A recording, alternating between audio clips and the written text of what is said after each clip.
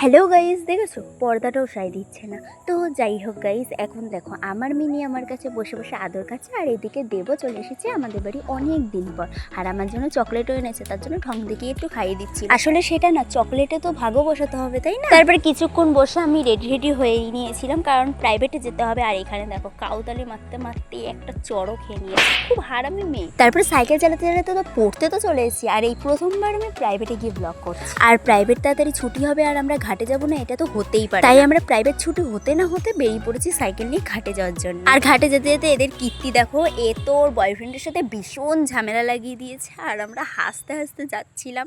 ও হ্যাঁ, এটা তো বলতে ভুলে গেছি, আজকে ছিল গণেশ পুজো। আর আমাদের ঘাটের সামনে গণেশ পুজো হচ্ছিল, এই ঠাকুরটাকে ভীষণ সুন্দর লাগছিল। আর আমরা ঘাটে চলে এসেছি আড্ডা মারার জন্য। আর এর মুখটা তো সবসময় গোমরা হয়েই থাকবে, তার জন্য ওকে বললাম একটু হাস। তারপর অনেকক্ষণ বসে বাড়ি যাওয়ার জন্য রওনা দিলাম। আর বাড়িতে যেতে যেতে একটা গণেশ ঠাকুর আবার দেখলাম, দারুণ ছিল ঠাকুরটা, দারুণ। তাই ভিডিও না করলে হয়, তো বাড়িতে তো আমি চলে এসেছি। এখন আমি আছি বাড়ির সামনে। তো আজকের মিনি ব্লগটা কেমন লাগলো অবশ্যই কমেন্ট করে জানিও। বাই।